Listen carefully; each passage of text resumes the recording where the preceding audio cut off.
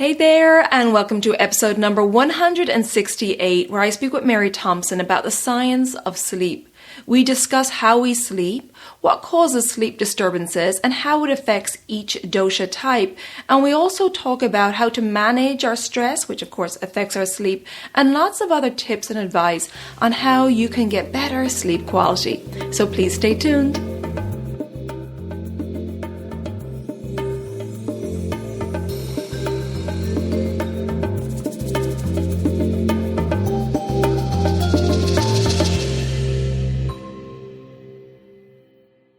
Hello and welcome to the Elements of Ayurveda podcast. I'm your host Colette, and I hope to educate and empower you to take charge of your health and well-being, preventing disease in the body and mind so that you can thrive in life. I will be sharing the holistic teachings of Ayurveda, the ancient healing tradition from India. I will also discuss topics like yoga, which is the sister science of Ayurveda, health and wellness, nutrition, fitness, and mindfulness practices, as well as interviewing lots of inspiring people along the way. My humble wish is to help you to connect to your true nature, to Mother Nature, and to help you to connect to each other. If you're new to Ayurveda, I recommend that you start by listening to the first couple of episodes where I do an introduction to Ayurveda and the mind-body types. Now, if you like the content, please subscribe to the show so the new episodes will automatically download for you to enjoy. I've also set up a new private community away from social media on my new website, Elements Healing and Wellbeing. Now, this community provides a safe space for like-minded people to come together, to connect, to share, and to support each other. And I have many other perks in this community as well, so check it out. I'll put the link in the show notes or visit my website, elementshealingandwellbeing.com, and just click on the community tab in the menu. I hope you can join us. I'm looking forward to a lot more in-depth connection and conversation over there. And now, here's the show. This episode is sponsored by Banyan Botanicals. There's nothing like a good night's sleep, and Banyan Botanicals can help you catch those Z's a little more easily with their Deep Sleep Bundle. This bundle features 2 dynamic formulas inspired by the wisdom of Ayurveda and designed to nurture your nighttime routine. Take I Sleep Soundly tablets half an hour before bedtime to help calm your mind and body from the inside out, and give yourself a relaxing head and foot massage with Banyan's luxurious Sleep Easy oil. These formulas use powerful Ayurvedic herbs like ashwagandha to promote restful sleep at night and renewed energy during the day. If you'd like to learn more about creating a supportive nighttime ritual or other Ayurvedic topics, visit Banyan's website for free educational content. Banyan is a certified B Corporation that carries a wide variety of sustainably sourced, organic, fairly traded products to support your vibrant health. Do yourself a favor and save 20% on Banyan's Deep Sleep Bundle at banyanbotanicals.com/elements-podcast. That's banyanbotanicals.com/elements-podcast. And you'll also find that link in the show notes. Hello and welcome back to the Elements of Ayurveda podcast. Today, I'm very happy to introduce you to Mary Thompson, who is an experienced educator and a heart-centered mentor to Ayurvedic practitioners. Having taught Ayurveda for over 20 years, she continues to find joy in supporting her students as they step into their professional lives as Ayurvedic health counselors and Ayurvedic practitioners. Through individual mentorship and online continuing education, she maintains a supportive relationship with both new and experienced practitioners. Hi, Mary. Welcome to the podcast. Hi, thank you for having me. Well, thank you so much, Mary, for joining us. I first came across your work at the NAMA conference, the one that was held online in 2020, and you did a whole talk there on sleep, and I took pages and pages of notes, and I was just thinking as I was listening to your amazing talk, that I was like, I have to have Mary on the podcast. So I'm looking forward to our conversation today on sleep. And this is a topic which you've talked a lot about during your career, right? Oh, definitely. It's one of the big 5 issues that people have is difficulty with sleeping. Right. And so it's a really important topic I'm really glad you have me because I think it's a very important topic and one that applies to probably a huge majority of your audience. Right, exactly. And I see it again and again with my clients, the sleep issues. And sleep is one of the 3 pillars of health. And, it's an important part of our daily self-care practices. And of course, it's of paramount importance to our health and well-being. So I guess, Mary, let's start the conversation with how do we sleep? It's very interesting. What I want to talk about just for a moment is like, why do we sleep? Yeah, They haven't decided yet. Science hasn't decided yet even why we sleep. There are theories about, maybe if we're still and we're quiet, that the nocturnal animals won't find us historically. Right. Or if we're trying to conserve our energy so we have enough energy during the day. But I find it fascinating that at this stage of our evolution and this stage of the, advancement of science, we don't know why we sleep. That is fascinating. That our body can completely shut down and the senses can shut down, besides from hearing, obviously. But yeah, it is fascinating. Yeah. So then we get to the question of then how do we sleep? Since we don't know why, we'll focus on what we do know is how we can fall asleep. And everybody has probably heard about melatonin, which is a hormone produced at the pineal gland that signals when the light goes down, the melatonin comes up and we feel tired. But a lot of people don't know what melatonin does. Is it triggers the nervous system to release some chemicals called serotonin, which you've probably heard of, and norepinephrine. Now, the serotonin, we're familiar with that. Like if we don't have enough serotonin in our system, we feel depressed or we feel sad or disconnected. But what we don't always know is that about 80% of our free serotonin is made not in the nervous system, but in our gut by our probiotics. The other thing that we produce is norepinephrine. And norepinephrine is one of our fight and flight responses. So it seems weird that we'd need to have that. But these two work in combination. Serotonin helps us fall asleep, and the norepinephrine keeps us alert enough. So if we need to get up at the moment, you hear a noise, there's something that you need to address, that you will be able to be awake. Oh, interesting. So it's this really delicate balance between the two of being able to sleep and being alert enough that we could wake up if we need to. So melatonin comes up, it triggers these reactions, and because of the rise in these chemicals, we drift off into sleep. And we're protected while we sleep because of the norepinephrine. But they're not the only players. We've also got other chemicals produced in the brain which help us to sleep more deeply, called GABA, and our cortisol levels play a role. So it's interesting to think that our sleep is not really simple. It's not just lay down, close your eyes, and your brain creates a drug to put you to sleep for a while. It's really this delicate balance of the nervous system and the endocrine system working together to really establish our ability to be asleep, to be unconscious for a time, so that the brain can take care of cleaning itself out. It's kind of like, we're asleep, the brain goes in and readjusts chemicals so that we're all ready to face the next day. Wow, it's amazing. And there's so much, such a big process that needs to happen. And like you said, a delicate balance between melatonin and norepinephrine. Yeah. It really is stunning. When you look at all the things that have to happen for us to get a good night's sleep, it really does make sense why so many people struggle with that. Right. And I guess when you think of, back in our caveman days, we needed the norepinephrine for security, for safety. From being attacked by lions and bears and whatever. But nowadays, I guess our modern stresses really affect that fight or flight response. And so it's these modern stressors that are affecting the norepinephrine. Would that be correct? It is exactly correct. I thought of while you were saying that, I was thinking if anyone's ever been camping. Yeah. And you're sleeping in a tent, you wake up at every single little crack you hear because your norepinephrine is keeping you alert enough that it's going to let you know if there's a bear outside the tent or something that you need to be alerted to. But because of the stress levels we're under, we're reacting as if there's a bear outside a tent when really the dog just dropped one of his toys on the floor. Right, right. And so I guess our day-to-day activity or our life in general, our stress levels affect that norepinephrine. It's one of the biggest factors. There's two problems with stress.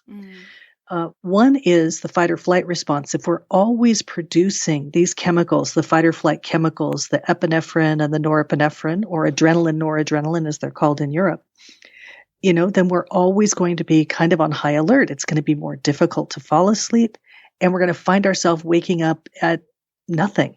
The house creaks a little bit, and our eyes are wide open, and we're looking for the danger. We're already in that fight or flight mode. So when we spend our day kind of triggered because of our stresses, then it's going to impact our ability to fall asleep and our ability to stay asleep. Right, right. Because our body doesn't know the difference between the stress from a deadline at work or a busy, commute home from work and the bear outside our tent. Exactly. That's why I say we're always running from the tiger, right? And there's no tigers chasing me. It's just me. Yeah, yeah. The other thing that happens with stress is we get really high cortisol levels. And cortisol doesn't necessarily impact my ability to fall asleep. It does lots of other things. Maybe that's another podcast, the impact of hormones on the body system. Because we will get to Ayurveda, because Ayurveda is all about creating balance so we can create balance in this hormonal system. But the cortisol, when it's really high, you might find yourself waking up in the middle of the night and you're not triggered. You're not in a state of fight or flight, but you're simply staring at the ceiling wide awake at 2:30 saying, okay, now why am I awake? Why can't I fall back to sleep? Right, right. So the thing to look for, the difference between the two, when it's a norepinephrine that's too high, when your fight or flight response is too high, usually you wake up and your mind is spinning. What is going on? What can I do? And if there's nothing in the present moment, you start worrying about what's coming up during your day. Maybe some old embarrassment comes up and you're reliving that moment. You're punishing yourself in some way, triggering yourself into more fear or more anger. But with the cortisol, you're just awake and staring at the ceiling. So that's one way you can kind of see what's happening. Our cortisol levels are usually high before we go to bed. And then through the course of the night, they drop down, which is what's supposed to happen, so that the next day we wake up, and we should wake up in the morning stress-free because we've just had all this great rejuvenation. Yeah. Yeah. Which is the purpose, right, of the pitta energy rising during the night to help us digest our thoughts and what happened during the day and rejuvenate and detox us. Yeah. Now, before we go forward, Mary, you mentioned GABA. Can you explain to us what that is, please? So GABA is produced in the brain. It's called gamma aminobutyric acid. And what it does is it slows down nerve transmission. So again, if I'm sleeping, I don't want my nervous system hyperactive. I want it kind of slowed down and not triggering me into any kind of thought or action. So it calms down my nervous activity. It can be considered like your natural tranquilizer. Right. So, and we produce GABA. When I first looked at GABA, if you're familiar with the term ojas, ojas in Ayurveda is, the strength, stamina, immunity, but they describe it as this white substance, and it's calming and it's nourishing and sedating. And the first time I heard about GABA, I said, wow, that just sounds like neurochemical ojas. Right. Very good. That's there. So the GABA is synthesized from something called glutamate, and the glutamate we get from our food. Right. So when we digest our food really well, or if we go to this concept, if we're able to digest our food, we're able to build ojas. We're able to build strength and stamina into the nervous system. Very interesting. So that's what GABA is a neurochemical that is going to support the body in protection, support, sustaining the nerve impulses. Okay. So essentially we want melatonin to rise as we're getting ready for bedtime. We want norepinephrine in a certain amount to protect us, but we don't want it triggered really easily, right? And then we want cortisol going down and then the GABA levels going up. Is that correct? Right. Well, the GABA just kind of is there. We'd love to have high GABA levels all the time. Okay. We'd love to have the brain just really well protected, because that would allow us, imagine if when you had a trigger coming, something that was going to trigger that fight or flight response, you were able to stay in a calm, centered state of mind and observe the stressor and say, what's the best way for me to deal with this? I'm going to do that. As opposed to what we usually have, because we have this deficiency kind of in GABA, that we have this reaction. Something's happening, boom, I'm going to react, and I'm going to have some kind of interaction with it, which I may have to sort out later to figure out, was it the best? Did I come at that in a way that was really good, or did I struggle? So GABA is supported when we have enough proteins in our diet. There's certainly herbs that support it, but things that you're going to do that would build ojas. I don't know if you've ever talked about Chyawanprash on the podcast, but that could be a good GABA builder. Yeah, Ayurvedic jam of goodness. Right. Yes, exactly.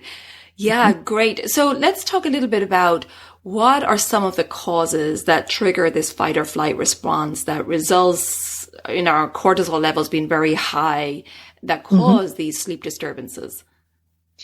Well, so you mentioned a bit of it earlier when you said we have lifestyles that may have certain stresses worked into them, that we've evolved our culture and our society faster than the human body has really been able to evolve from its animal roots. Yeah. And so we still have, when we're under stress, the body is still going to react to it in the same way it would if we had a threat to our well-being. So the bear outside the tent is going to be a threat to our well-being, possibly. And so I can have appropriate response to that.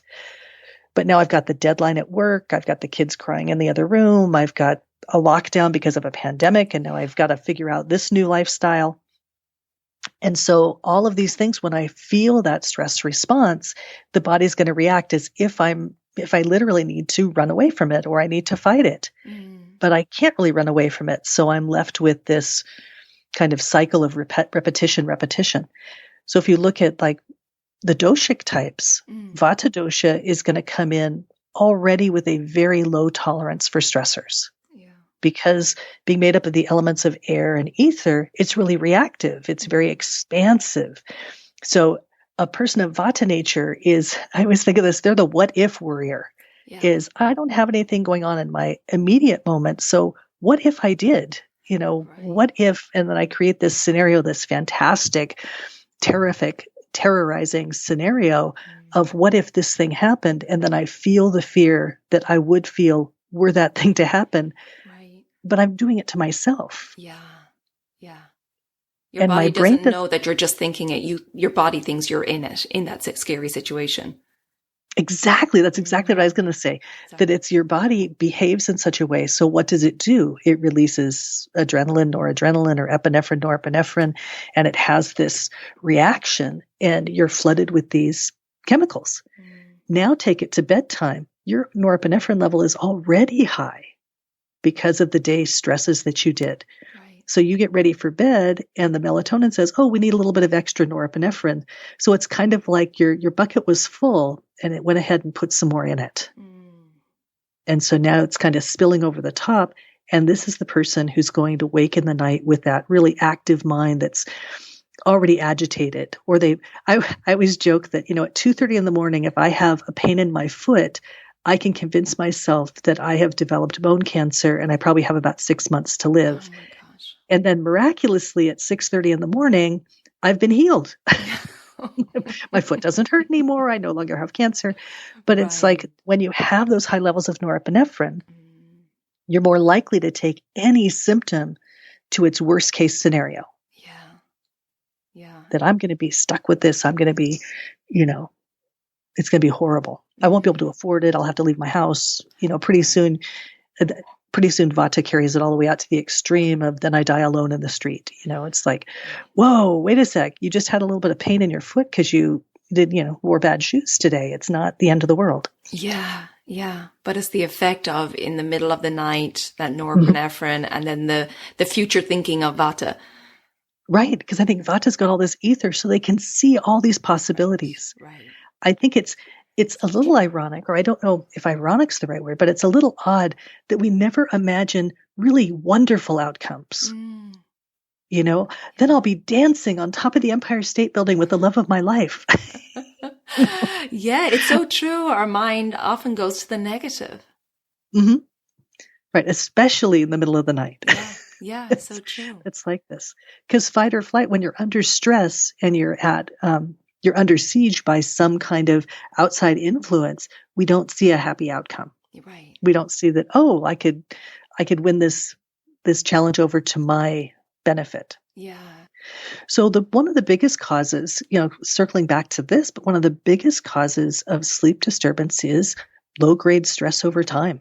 Oh.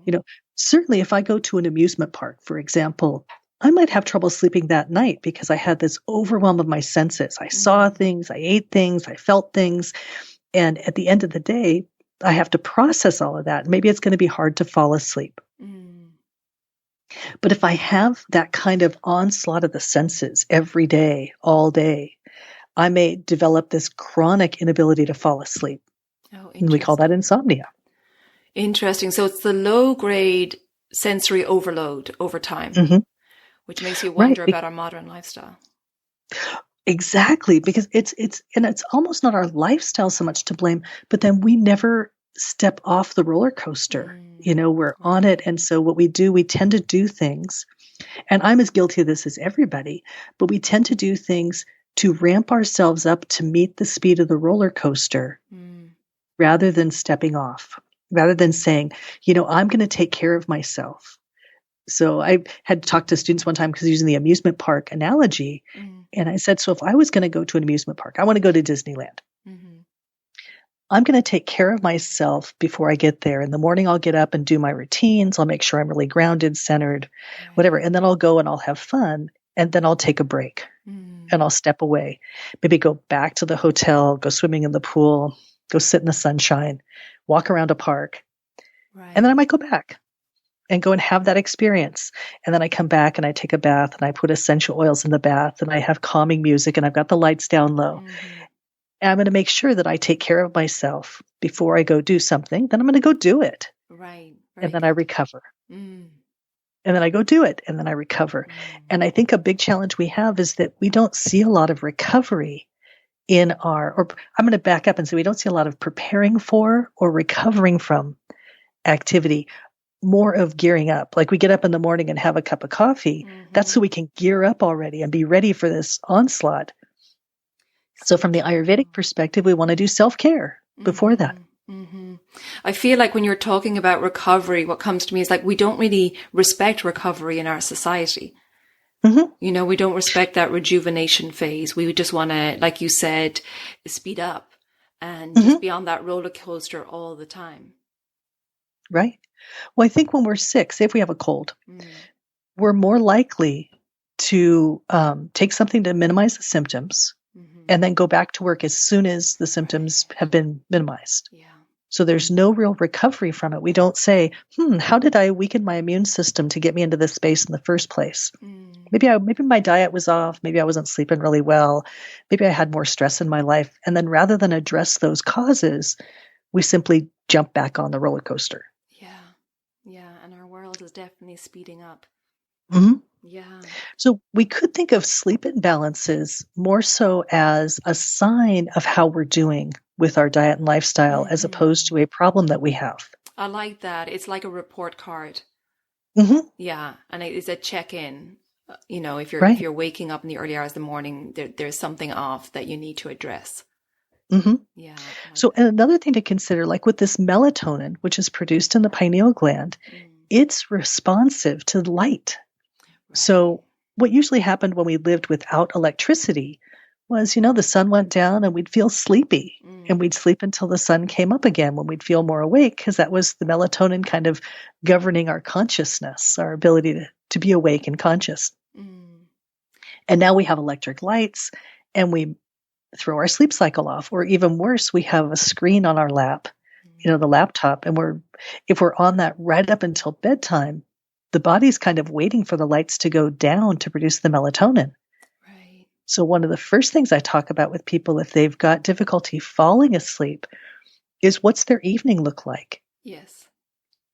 Is it if I've got the lights on really bright or I'm on trying to get some last minute work in or I'm doing some things with the computer on, I'm going to disturb that that pineal function, and I won't produce the melatonin I need. So now I can't fall asleep until about an hour after bed when the body finally says, oh, look, the lights are off.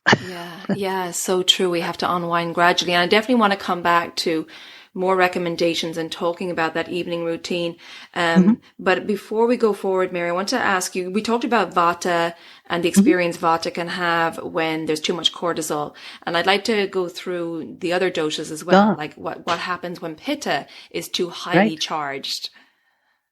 Right, because we say like the fight or flight response, and I've been focusing primarily on the flight response of, that's Vata dosha. Right. When there's a stressor, I want to escape. I want to go find some way to distract myself so I won't think about the stressor. With Pitta dosha, it's more fight. So Pitta dosha tends to disturb their sleep when they get overly involved in their accomplishments, overly involved in I have to finish this one thing, or if they have anger or they have a problem to solve. Pitta dosha has the tendency to generate stress by putting their focus on really a lot of accomplishment. And if they're not accomplishing what they want to be accomplishing, that's going to be problematic. That's going to bring a stress for them, and they're likely to push that bedtime later and later. We look at the time of day, like from 10 p.m. to 2 a.m. roughly, is Pitta time. So if you find yourself, if you're not in bed by 10, you're often going to find yourself, one, feeling a little bit hungry, two, feeling like, oh, you have some more things that you could do before you go to bed. You're going to be looking for things you can complete, ways to round out your day. And then you're probably not going to feel tired until after midnight. So Pitta challenge is one of, again, looking at self-care, but their self-care is not always having the focus on accomplishment and success and work. I guess is the better word for it. So they're going to be the one after dinner says, oh, I'll pull out my laptop and I've got a couple more hours of work I can get in, which they're still going to disturb the melatonin, but they're also going to be in that active brain space. And if you're more Pitta nature, you might know when you go to bed and you're still working, you're still thinking about how am I going to solve that problem? How am I going to fix this issue? That I have going on. Yeah, exactly. And Pitta will be very sensitive to that light that you talked about as well. Right. So where Vata may be the one who's starting every time they hear a sound, Pitta needs the room to be completely dark. They're going to be a lot more agitated when there's light. They're going to have a harder time falling asleep. What I notice a big difference between Vata and Pitta dosha in sleep patterns is Vata dosha might have a hard time falling asleep, or they might have a hard time staying asleep, but they tend to stay in bed and they hit the pillow, they flip the pillow over, they fluff up the blankets, they huff, maybe they get up and pee and go back to bed, or they go, they're just moving, but they're not getting up and doing anything. Whereas Pitta seems to have a little alarm clock that when Pitta wakes up, they might lay there for about 5 minutes and go, well, this isn't working. And then they'll get up and read a book or make themselves some more milk, or they'll do something. Whereas I don't see Vata do that. Vata's more the stay in bed, toss and turn. And Pitta's get up and do. Right, because Mary, they have to be productive. Right, because it's just laying in bed, not sleeping. Can't just lay around. Right. And so they look at it as they need always to be productive, and laying in bed not sleeping is not productive. When I'm in bed, I'm supposed to be sleeping. If I'm not, I'm going to get up and do something. And that can be counterproductive as well, because if I turn the light on, now I've screwed up my melatonin release, and it's a vicious cycle. So Pittas, I see Pittas don't usually have insomnia problems as much as Vata does, but Pitta dosha can create them when they don't take the time. I'm going to harp on evening routine again just for a minute. But if they don't take the time to kind of shut down the workday, where Vata needs to calm everything down, Pitta kind of needs to switch that focus, to go into more social, lighthearted. I'm always saying they should play with puppies and babies, because there's no agenda you have when you're playing with a puppy or a baby. You just want to play. You're just in that moment. Whereas then you get into training. You got to train. And then it gets to be more intense. And that's the word, isn't it? It's that intensity that really drives and charges up Pitta and the nervous system. Right. Because now they're going to focus on this. So the Pitta wakes up where the Vata wakes up and immediately thinks that something horrible has happened and they have to, they're going to suffer some consequence. The Pitta might wake up and be thinking about, oh, you know what I need to go do? I need to go take care of this thing. They're going to jump out of bed and go take care of something. Or if they do have a negative thought process, maybe a little bit more of the vata secondary, they may be thinking about some old resentment. They haven't seen this person in 10 years, but boy, if I did, and now they might be mulling over these issues that they have. Or I notice in identifying vata and pitta is think about what's the first kind of thought you have in the morning. And the vata is going to have one of anxiety or concern or worry.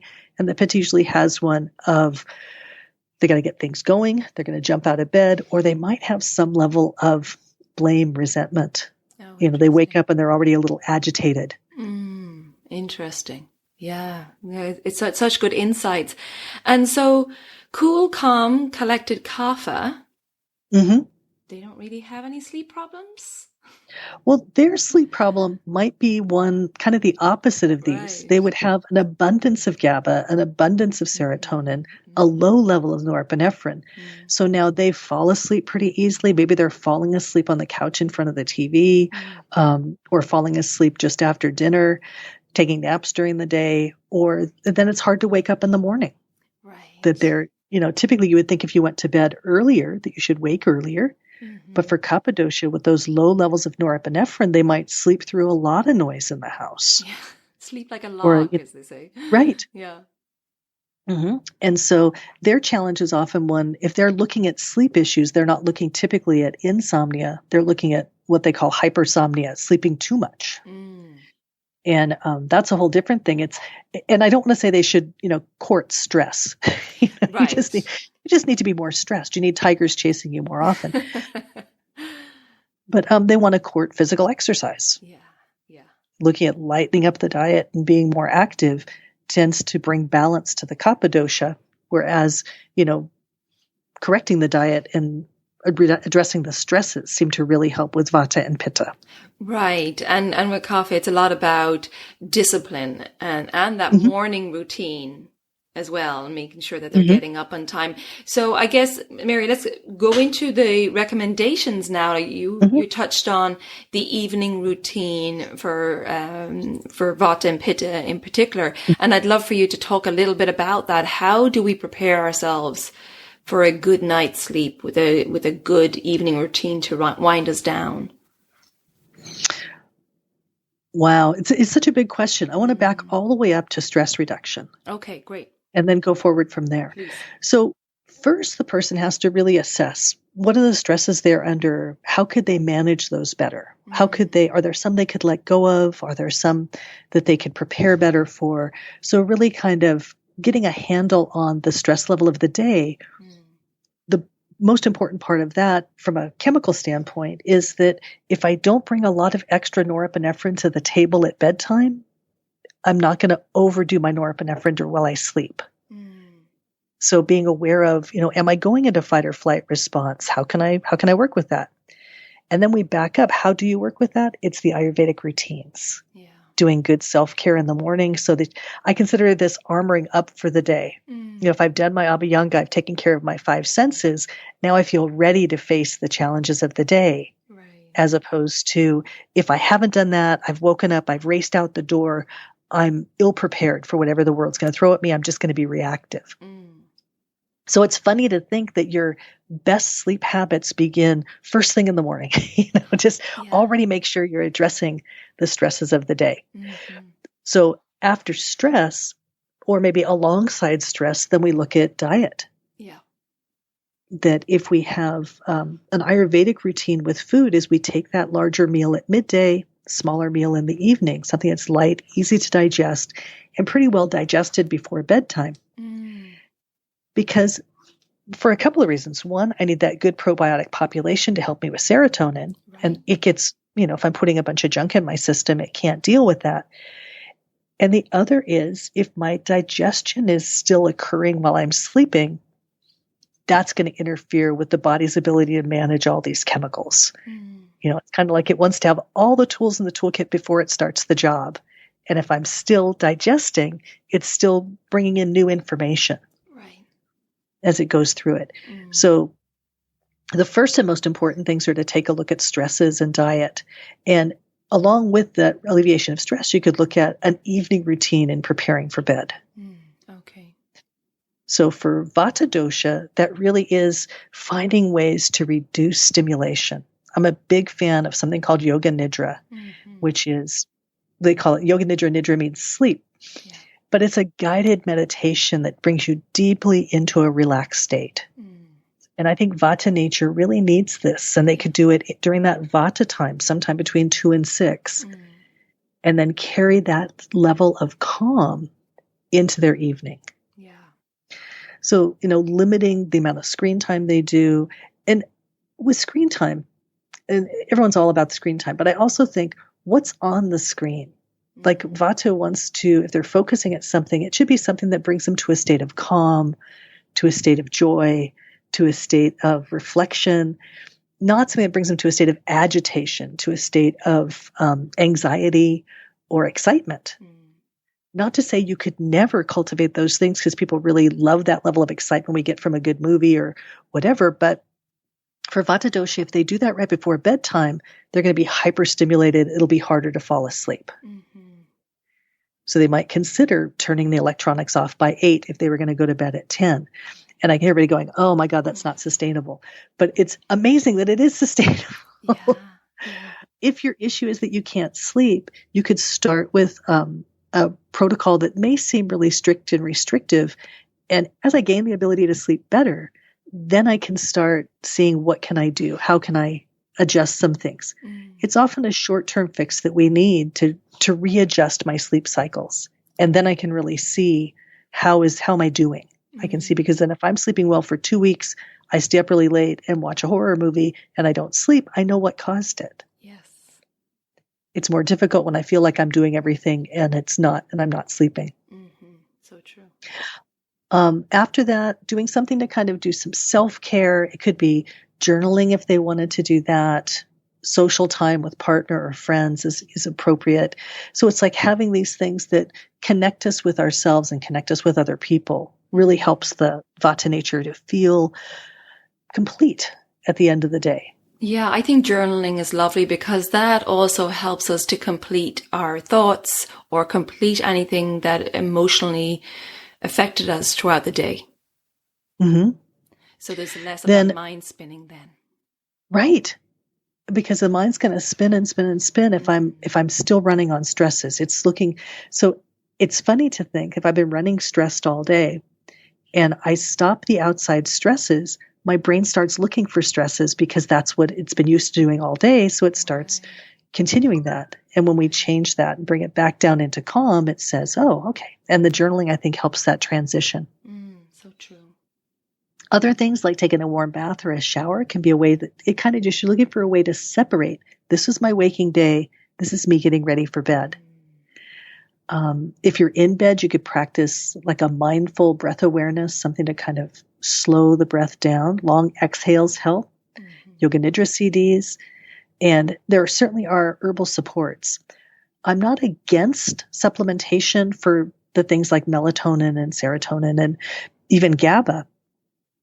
But at the same time, I want to make sure that our diet is supporting us to produce those, because these are the chemicals that we produce in our body. And if we're not producing them, it's either because we're not taking in the right foods, or the Agni, the digestive fire, or the liver fires are weak, and we want to fix those problems if that's the problem. Exactly. So I look at those are short-term kind of steps that we'd have there. Yeah, that's a great advice. Look at the root of the problem for the long-term fix. Mary's given really wonderful advice here to help you with sleeping better. And I want to let you know that if you want advice tailored to your unique constitution, tailored to your lifestyle, then you might want to consider an online consultation. And I provide those. And this is where we'd look at what you're eating, what your day-to-day routine is like, your lifestyle, your stress levels. And I will put together a strategy of self-care practices, mindfulness practices, food, food, and anything else that I think would help you sleep better and get better quality sleep. So check out my online consultations on my new website, elementshealingandwellbeing.com, and I'll put the link in the show notes. Something else you might be interested in is my Daily Habits for Holistic Health course.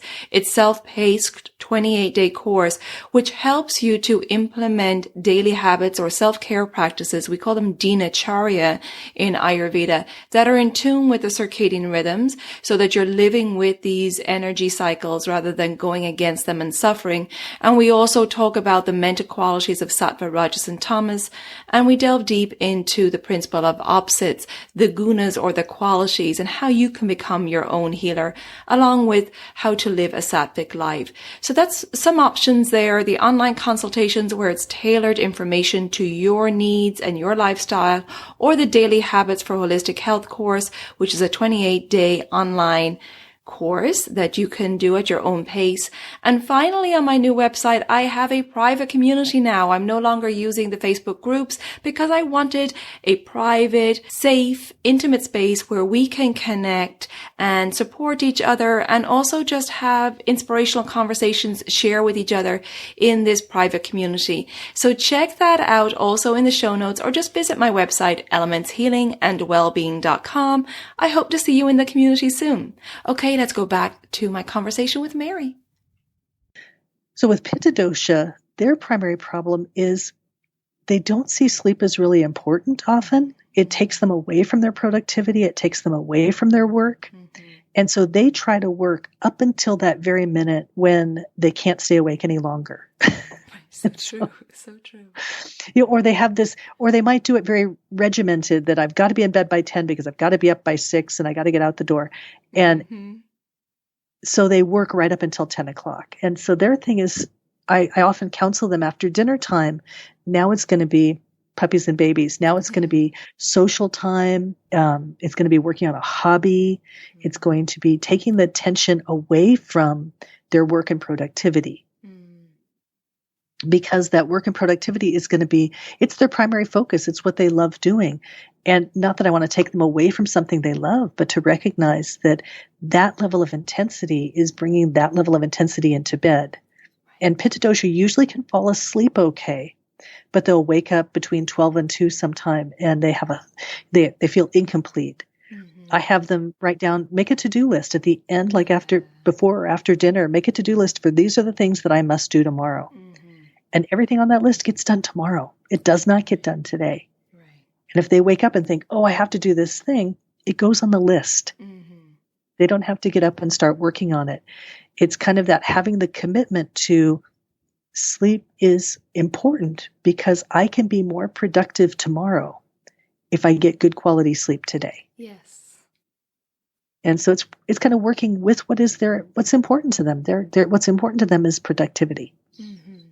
Yeah, that's for sure. Yeah. And I would talk to them if they're looking at meditation, studies have shown you'll be more productive if you can take that break.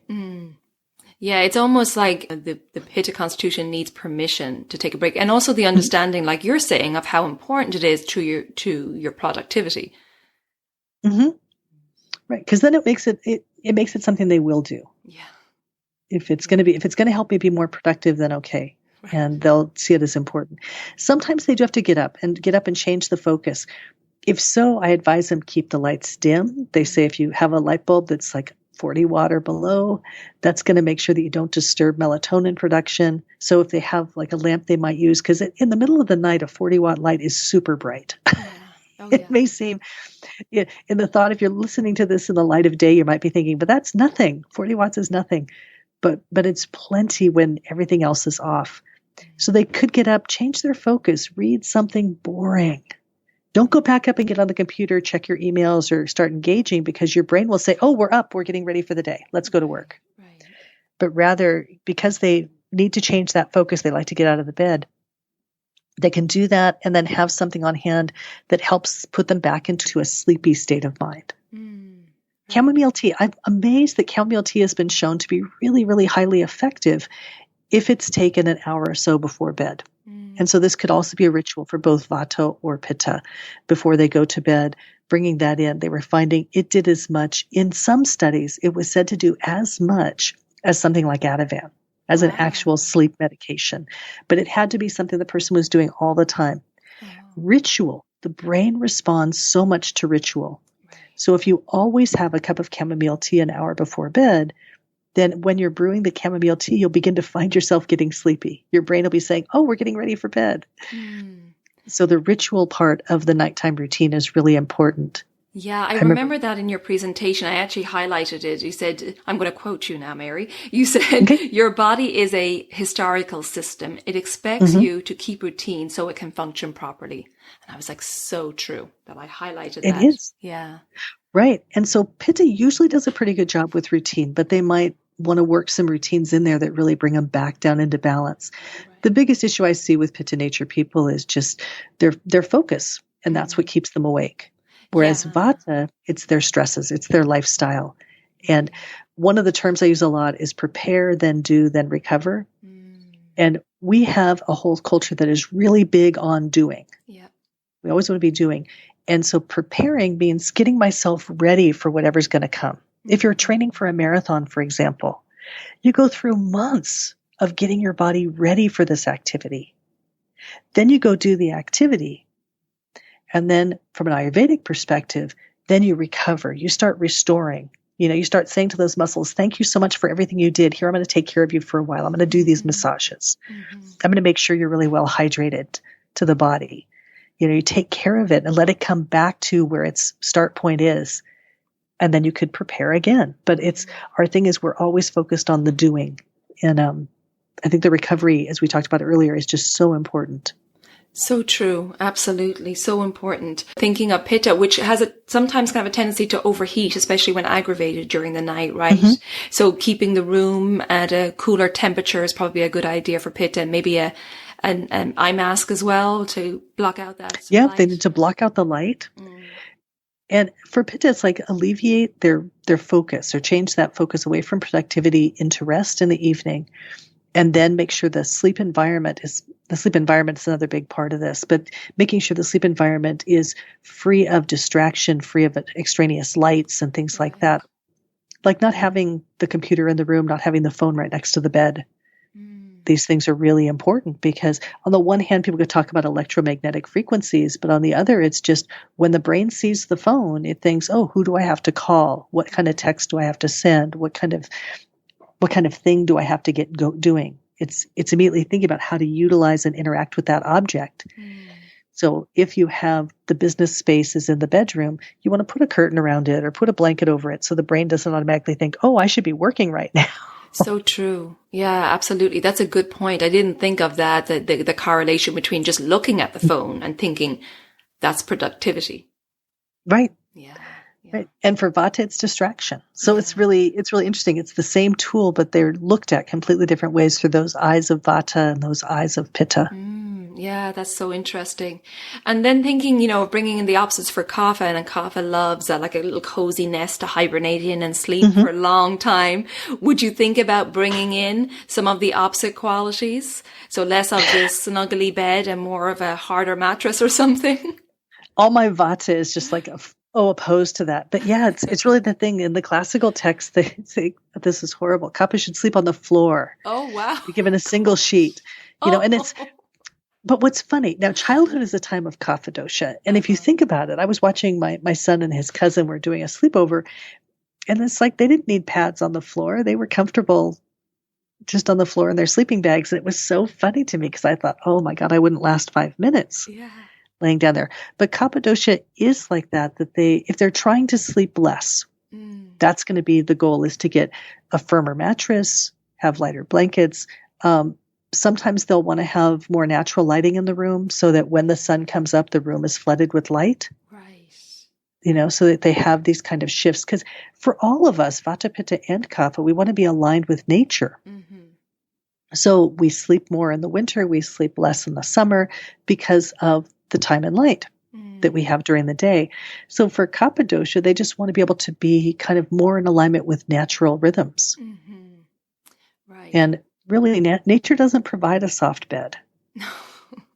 That's so true. And yeah, I think that's a great idea for Kapha to allow maybe the curtains open so you're getting that natural light as long as there's no street light outside throughout the night. Or, Mm-hmm. purchasing one of those, they have those, alarm clocks with the rising light sensation. Mm-hmm. Yeah. So that would probably be a good investment for Kapha, and making sure that they're getting up early as well, rather than sleeping into the Kapha time between. Right. Yes. And being active during the day. Right. Right. Everybody benefits from daily activity, but Kapha really needs it. They need more strenuous activity. They need to get that heart rate up in order to create that balance. Very And I think true. it's always funny to think that when we're out of balance, we crave those things that keep us out of balance.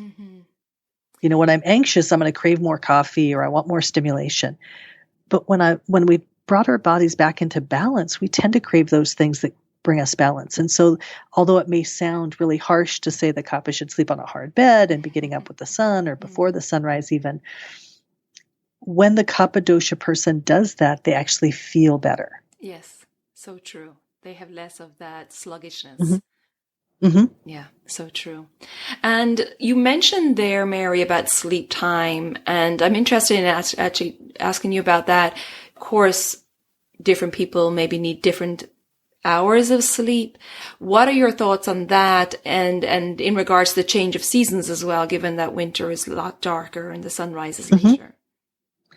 Yeah, so I think the way in the West, when we've interpreted the times, we've always kind of linked it with the clock, looking at these really set time periods, 6 a.m. to 10 a.m. being Kapha time, or 10 a.m. to 2 p.m. being Pitta time. But really, as nature goes, as the seasons shift, those time periods are going to shift as well. So if the sun's up really late, then it's like we're in the northern hemisphere and it's summertime and the sun's not setting till 9 p.m., then the sleep time might push back to 11. You're looking at a couple hours after the sun is set.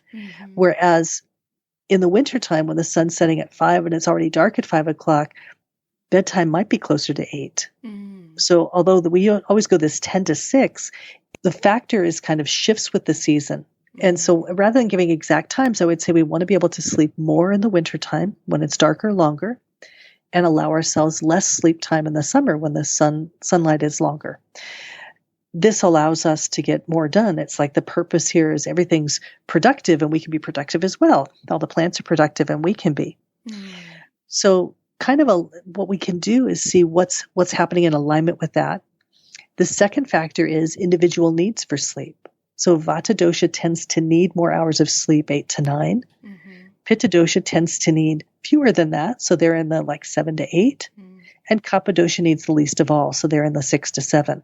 So Kapha dosha needs less sleep because they have more energy in their body. They're more stored energy, so they want to spend that energy during the day, so they get deep sleep at night.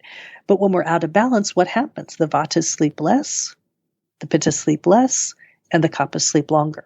And always these factors change depending upon how physically active we've been, how mentally active we've been. If we've had a really busy day, then we're going to need more sleep time to recover. Right. So I have people watch things like coffee, for example.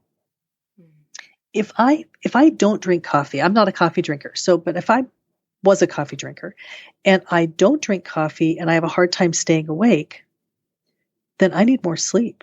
I don't need more coffee. Because coffee's an interesting thing because it has no nutritional value. It has no caloric value. So it's not bringing you any energy. It's just creating a demand for energy. Yeah. And so if I don't have it and I can't even make it through the day, I'm so exhausted, then that's a sign that I'm not getting the sleep that I need. And then again, if it happens during the course of the day, same kind of thing. I may not be getting the sleep that I need. Or if I sit down to meditate in the morning and I'm dropping off, I'm probably not getting enough sleep. So I want to watch for it. Times when I slow down. If I feel exhaustion when I slow down, it means that exhaustion was there. And that's the only way to overcome that is going to be to adequately sleep. And this, again, my little plug for Yoga Nidra, this is where Yoga Nidra comes in, that research on that has shown that an hour of Yoga Nidra helps the body to recover about 4 hours of sleep. Wow. And we think of moms, new moms, typically sleep deprived, people that work shift work, typically sleep deprived, and they're trying to supplement the sleep with coffee or things that will keep them, other things that might keep them awake. And that doesn't supplement sleep, it just makes you stay awake. Right, exactly. Before we finish up here, Mary, I'd like to ask you about insomnia for those people who have, long-term sleep problems and resulting in insomnia. That's a lot different from these disturbances here and there. Mm-hmm. But so much of the treatment is the same. Okay. I got to say, because so much of it now, certainly, if a person's got into an insomnia condition where they're really not getting the sleep that they need, I'm not adverse to medication to support them to get sleep. And while they're making the changes in the diet and the lifestyle and the routines and the stress reduction and everything else, just so they can get that sleep, I always bring in Yoga Nidra. I'm a big fan of, if someone is awake in the night and unable to fall back to sleep, to put a Yoga Nidra on, because even if you don't fall back to sleep, your brain will think that you've gotten to sleep and you'll wake up feeling more refreshed. Yes. The brain will, what it does, the Yoga Nidra drives the brain into that brainwave pattern that mirrors the same brainwave pattern we have during sleep. So even though you would have the consciousness of being physically awake, your brain's going to get its work done, which is clearing away extra adenosine. And you're going to feel in the morning like you slept. Yeah, that's great. So I think that's really important, is if you're awake and in the night, say you're waking up at 2 at night and not being able to fall back asleep, plug in a Yoga Nidra CD and allow that. It'll go on for about an hour, but you will wake up feeling more rested in the morning. Wonderful. Aside from that, it's still the same thing. Insomnia is the result of long-term stresses, long-term dietary insufficiency, long-term sensory overload. So we kind of have to go back and recover that. And unfortunately, that can take time. That can take a long time. Depends upon how long it was that I was under stress, having the irregular diet, poor probiotic population, these kind of things, how separate I am from nature. And we want to recover those. And so it's kind of the life's work at that point. Right. It's really unraveling and a long-term disturbance in the body. Right. And it's sometimes really difficult. I remember when I was an elementary school teacher, I had some pretty serious insomnia. And in retrospect, I hated being an elementary school teacher. I was under a lot of stress from a number of factors: relationship stress, financial stress, and work stress. And so at the time, I was just thinking, I'm just, I'm doing all the things I'm supposed to be doing. I was very young. I was in my 20s and was thinking I was doing everything right. But in retrospect, I was just diving into the stress rather than saying, well, wait a minute, maybe I need to take a break from this. Yeah. And so that, like I say, the insomnia was terrible then, as well as having recurring dreams that I can now look at and say, oh my goodness, look at how they were just kind of telling me, this is too much. And if you have a child with insomnia, because we think kids don't usually struggle with insomnia because they're much more kapha. But one of the things to consider is when we look at the child's life through the adult eyes, we don't acknowledge or we don't recognize the stress. So I remember working with kids and having to talk to my staff about, if that kid lost a toy, they came into the place with a toy this morning and the toy is gone. I say, it's just like someone stole your car. Right. You're looking and saying it was a $2 toy. It doesn't matter. But for them, it was really important. Yeah. So we have to kind of imagine, and young children that have more vata in their constitution are going to tend to have more stress responses. And they might have more nightmares or sleepwalking or night terrors, right? Right. Yeah. And it's hard because we look at it and say, well, they don't have any stress, but everybody has stress. So the vata child's going to have the stress too. It's just, you're not going to think it looks very important. It makes a big difference. So also having them on a routine as well before bedtime is great, right? Right. And seeing what are they eating and how could you have that be really stable? They want enough protein. The GABA in the brain is built on proteins. And so making sure there's adequate protein in the diet. And kids are notorious carb fiends. Yeah. So it's like, I'm not going to eat nothing but mac and cheese. And it's like, we got to find some way to make sure they're getting adequate protein. Yeah, so true. And as well, with so much technology now in their lives, that it's so important to get them off that technology before bedtime as well. Mm-hmm. Yeah. So it's by setting a good example too, because like I said, kids Exactly. are sponges. So kids, will follow what you do. What's normal? They think, oh, it's normal to turn off devices 2 hours before bed and, take that time to chill out or read or connect with each other or whatever. Mm-hmm. Yeah. Exactly. Well, Mary, thank you so much. I mean, this was such a great conversation. And like I said, I loved your presentation at NAMA, and I think you just gave great insight and advice today. And I think this is, like we said, it's one of the pillars of health, but it's so important for people to work on their sleep and their sleep patterns, and particularly their evening routines and managing stress. Well, thank you so much for inviting me. I always love talking. Oh, well, it's great. Tell us, Mary, before you go, where people can find out more about you and your offerings. Mm-hmm. Yes. Well, most of my work right now, as you mentioned in the intro, is consulting with practitioners. So there may be some of your audience that are practitioners or not, but you can check me out at marythompsonayurveda.com. Also, what I'm going to do is, as I talked today, I mentioned some things that people could do. And one of the things I didn't talk about that maybe we could do a podcast on that, is the Love Your Liver stuff. Oh, yeah. The liver health is really important. If you're not sleeping well, you want to take care of your liver. So what I'm going to do on my website, if you go to resources, and then there's a link that says docs and stuff, and I'll have a document that's specifically for your audience where I'll just put down some tips to improving sleep.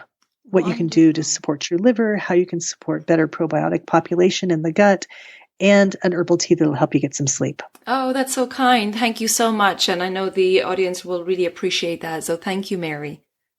Oh, you're welcome. Thanks again for sharing this wisdom. I really appreciate you taking the time to do this. Well, thank you so much, Colette. It's been wonderful talking to you. Likewise. Okay, take care, Mary, and chat soon, hopefully. Wonderful. Bye for now. So much wonderful information there from Mary, and please check out her website, marythompsonayurveda.com, and I'll put the link in the show notes so you can access those resources that she kindly made available to you. Also, don't forget, if you'd like a tailored approach for your sleep habits and sleep routines and getting your health and well-being on track, check out my online consultations and also that Daily Habits for Holistic Health course I mentioned earlier, that 28-day self-paced course, along with my new private community on the new website. Come on over and join the conversation over there. Already lots of people in the community, a great safe place for us to share and inspire each other and support each other. If you haven't already done so, please subscribe to the podcast and the new episodes will automatically download for you. And if you think this episode will be helpful to family or friends, please share it with them. I would really appreciate that. Thank you so much for tuning in. Take good care of yourself, and until next time, be well. Song of Full. Bye for now.